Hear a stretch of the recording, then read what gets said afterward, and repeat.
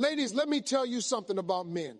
A man's ego, oh, that's his crown jewel. You don't have to touch his wallet, his car, or his shoes. Mess with his ego, and you'll see a whole new version of him. Now, listen, when I say hurt his ego, I don't mean destroy him. Don't go out there swinging insults like a sword. I'm talking about a little tap, just enough to wake him up. Men live off of admiration. They want to feel like the king of the castle. But sometimes you got to remind him that his crown can tilt if he ain't handling his business right. A man's ego is his crown jewel, the most delicate yet powerful part of who he is. You can touch everything else about him, his car, his money, his looks, but the moment you tap into his ego, you'll find where he is most vulnerable. A man's ego is tied to how he sees himself in the world, how he believes others see him, and most importantly, how he feels when he stands in front of the woman he loves. It's not about arrogance or pride in the shallow sense. It's about identity. When he feels like a king in your presence, he acts like one. When he feels small, he either fights to rise again or shuts down completely. That's why it's called his crown jewel, because once you understand it, you understand him. Men live for respect. It's oxygen to them. Compliments, admiration, the simple acknowledgement of effort. These things don't just flatter him, they fuel him. But here's the twist. When you give him too much for doing too little, he starts to believe he doesn't need to try anymore. That's where the balance comes in.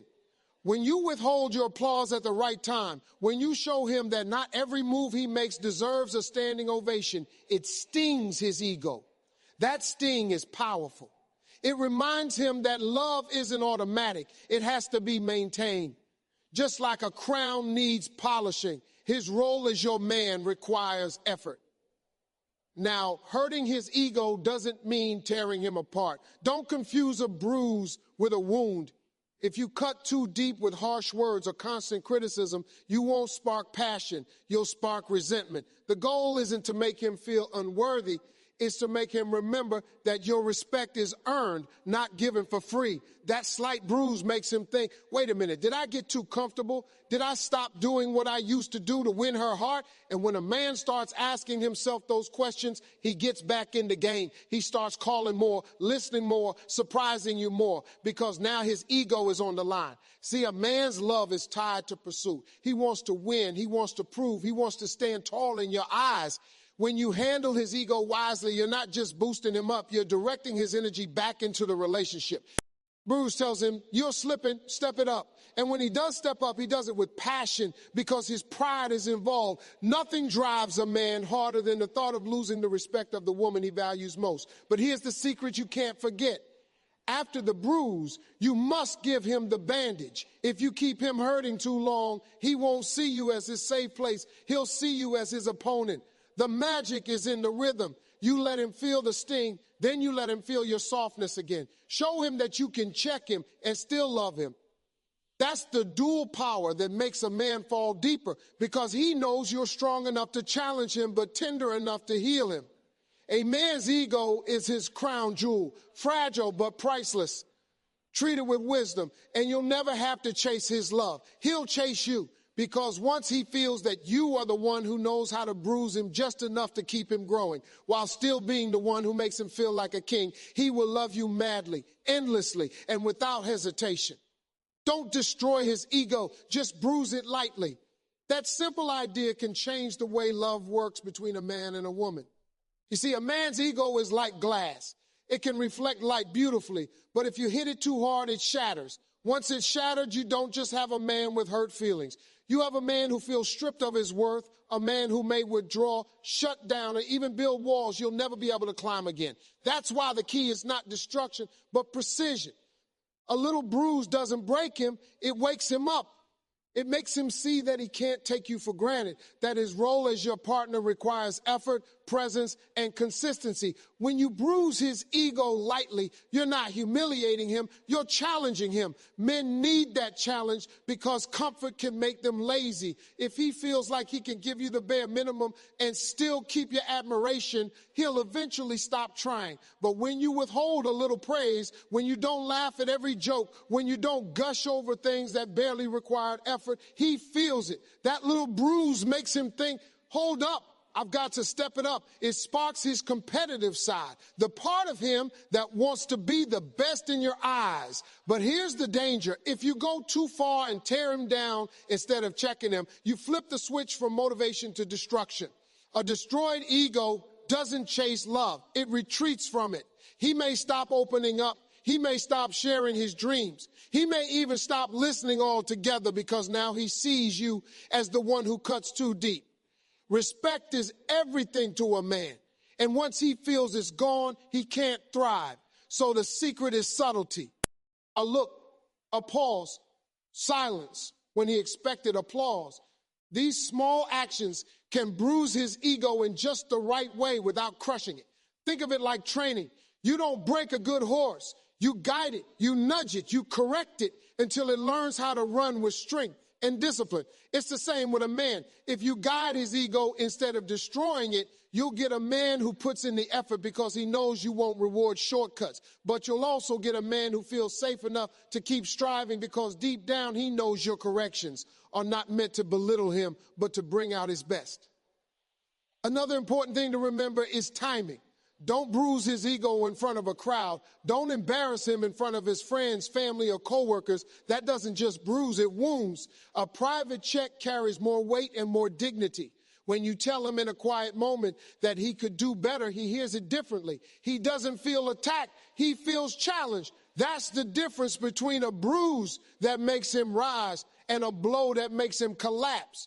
And balance is everything. If you only bruise his ego and never give him love, he'll feel like he's always failing. That's not what you want. You want him to feel like he's capable of greatness, but he has to keep earning it. So after the bruise, you give the balm. You acknowledge his efforts. You celebrate his wins. You remind him that he still holds a special place no one else can take. That mixture of challenge and affirmation keeps him engaged. It keeps him chasing your approval, your laughter, your affection, because he knows it's not automatic. Don't destroy his ego. Just bruise it lightly. That's how you keep him striving, not sulking. That's how you keep his love passionate instead of passive. A destroyed ego can't love you right, but a bruised ego will love you harder because now he's awake, alert, and ready to earn the crown he wants to wear in your life. Men thrive on admiration. It's not just something they enjoy. It's something they need to feel alive, valued, and motivated. A man can face the toughest battles out in the world, work pressure, competition, rejection, struggles. But when he comes home and feels admired by the woman he loves, he transforms. That admiration becomes his fuel, his energy, his sense of worth. Without it, even the strongest man begins to wither because deep down, every man wants to feel like he is someone's hero. When a man feels admired, he stands taller. His shoulders straighten, his confidence rises, and his drive multiplies. He feels like what he's doing matters, like his efforts are being seen and appreciated. Even small gestures, like telling him you're proud of how he handled the situation or acknowledging the effort he put into something, can light him up inside.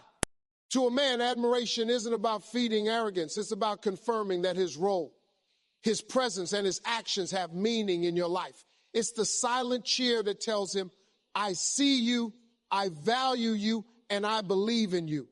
On the other hand, when admiration is absent, a man begins to feel invisible. He may keep working, keep providing, keep showing up, but without acknowledgement, the joy drains from those efforts. He starts to wonder, what's the point? That's why admiration is not optional. It's essential. It doesn't have to be constant flattery, but it does have to be sincere. A man can smell fake praise from miles away. What he craves is genuine recognition, not empty words. Now, here's the secret. Admiration is not always about the big things. Yes, he wants to be appreciated when he wins big, but it's the little acknowledgments that mean the most. Thank him for fixing something around the house. Notice when he puts in effort to look good, acknowledge.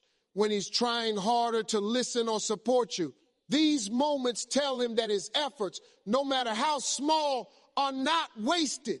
That admiration feeds his spirit and makes him want to keep giving more. But admiration doesn't just fuel effort, it fuels loyalty. A man who feels admired by his woman has no reason to look elsewhere. He feels at home, respected, and uplifted. He sees you as the place where it can be celebrated, not criticized.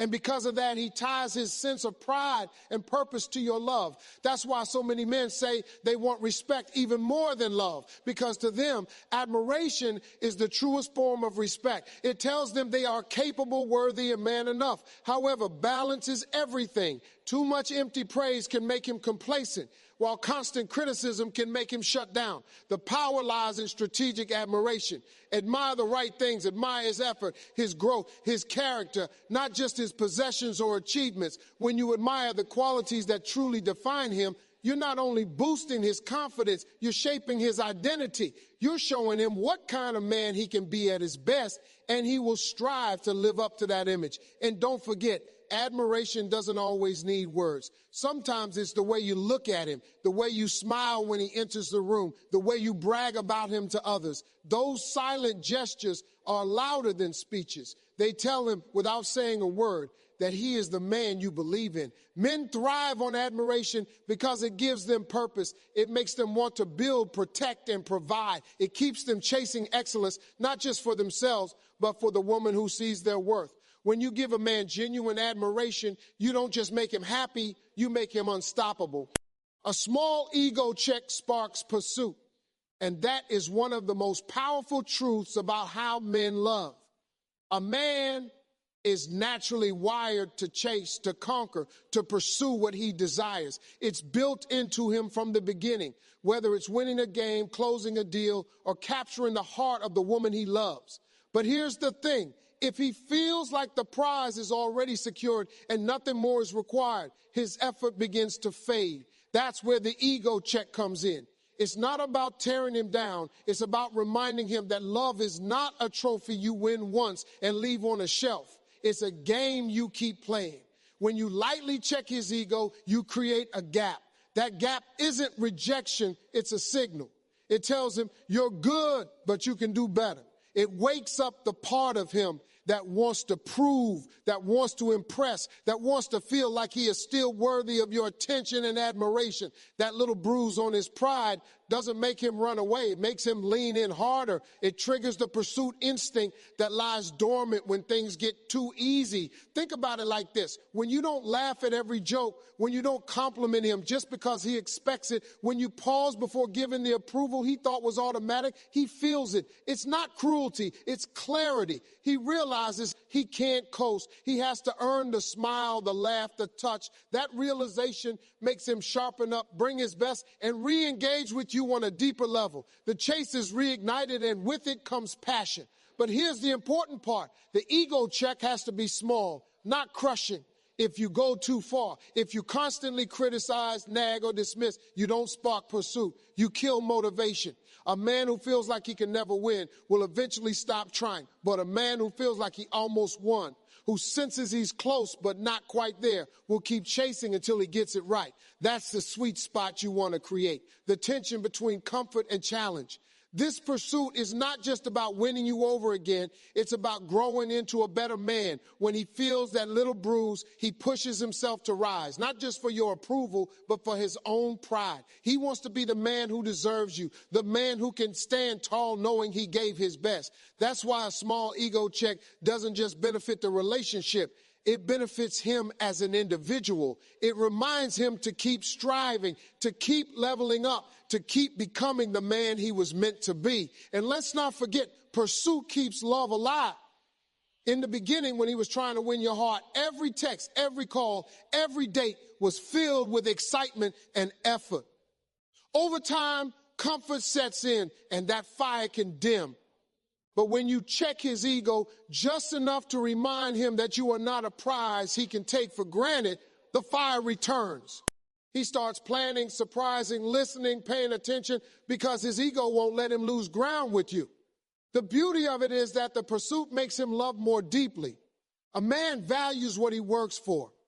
When he feels he has to keep winning your heart, he treasures it more. The ego check doesn't push him away. It pulls him closer because it forces him to act with intention, to pursue you not once, but every day. A small ego check sparks pursuit, and that pursuit keeps love alive, exciting, and passionate. It's not about breaking him down. It's about waking him up, reminding him that love is not a finish line, but a race that keeps going. And when he keeps running after you, he doesn't just stay in love, he stays madly in love. Balance is crucial because without it, love tilts too far in one direction and eventually topples over. In any relationship, especially when it comes to handling a man's ego, knowing how to strike the right balance is the difference between building him up and breaking him down. Too much criticism, and he feels crushed, unworthy, or unloved. Too much praise, and he becomes complacent, lazy, and takes you for granted. Balance is the art of keeping him striving without making him feel defeated, of keeping him confident without letting arrogance creep in. It's walking the fine line between being his safe place and being his challenge. When you bruise his ego lightly, it wakes him up. But if you bruise it every single day, if every interaction feels like a test he can't pass, he will shut down.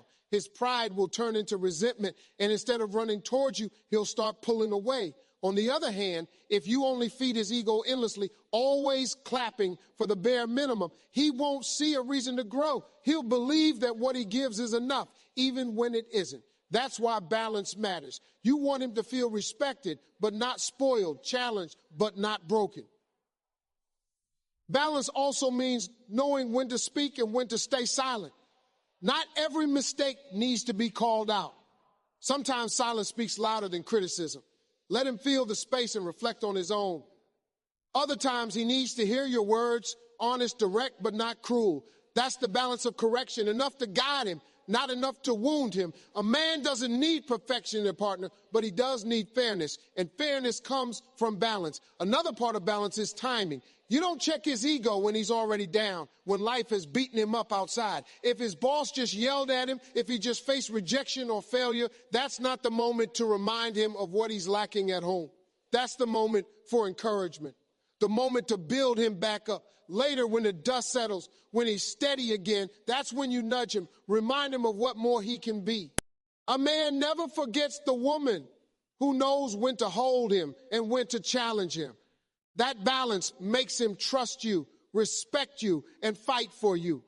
Balance also applies to affection. After the bruise comes the bandage. You can't just check him and walk away. You check him, let him feel the sting, then you love him again, fully, warmly, with softness. That rhythm keeps him chasing. He knows you'll call him out when he slips, but he also knows you'll celebrate him when he rises. That's the balance that turns conflict into connection. He doesn't see you as an enemy. He sees you as the woman who makes him better. It's easy to lean too far one way. Some people avoid hurting a man's ego at all, tiptoeing around it until the relationship grows stale.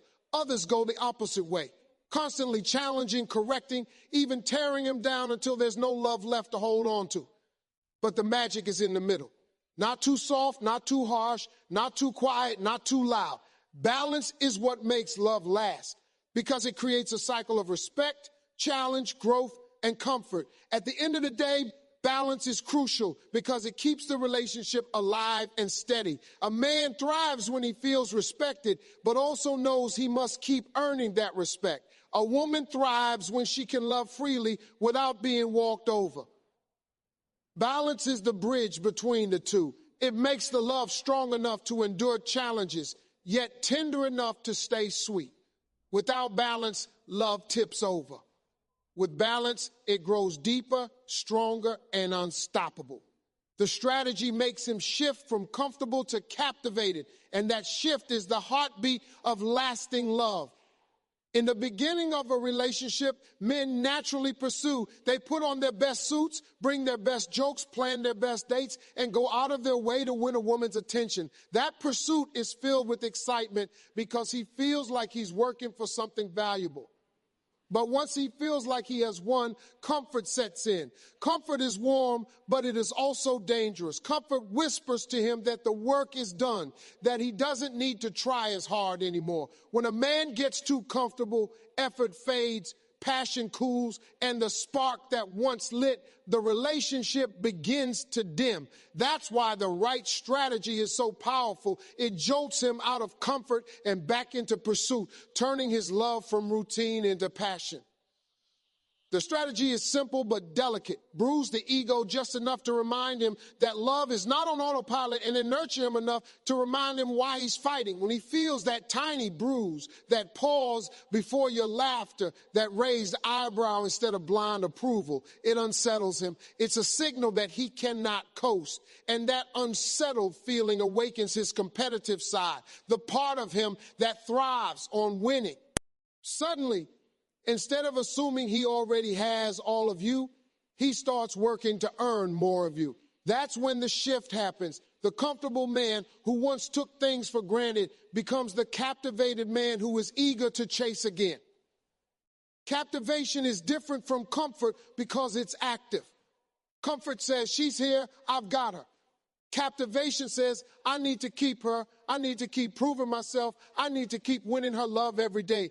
That state keeps him engaged, attentive, and intentional. He starts noticing the details again, the way you dress, the tone in your voice, the expressions on your face. He pays attention because he knows every action matters. Comfort makes him predictable. Captivation makes him passionate. But the shift doesn't come from harshness or endless criticism. It comes from strategy. You bruise him lightly to wake him up. Then you love him deeply to draw him closer. That rhythm is what turns a man from passive to active. When he feels both the challenge and the reward, his energy returns. He becomes like the man you first met, eager to surprise you, to impress you, to go beyond the bare minimum. He isn't doing it out of fear. He's doing it out of pride because his ego tells him, I can't let her slip away. I have to keep proving I deserve her. The beauty of this strategy is that it keeps the relationship alive long after the honeymoon phase. Most couples struggle because the fire fades, but fire only fades when pursuit ends. By shifting him back into pursuit, you're keeping the flame burning. He doesn't just love you in a quiet, comfortable way. He loves you in a loud, captivated way. You remain the prize in his eyes, not just the partner he assumes will always be there. That feeling keeps him loyal, keeps him intentional, and keeps the relationship exciting. This shift also makes him a better man outside the relationship. A captivated man doesn't just chase love. He improves himself to be worthy of it. He works harder, listens better, and grows stronger because his pride won't let him stay the same. That growth benefits both of you. You get a partner who evolves, and he gets the satisfaction of knowing he is becoming the man you admire. The strategy makes him shift from comfortable to captivated because it creates the perfect balance of challenge and reward. Comfort lets love settle. Captivation makes it soar. A comfortable man may love you, but a captivated man will love you madly, endlessly, and with the kind of passion that never runs dry.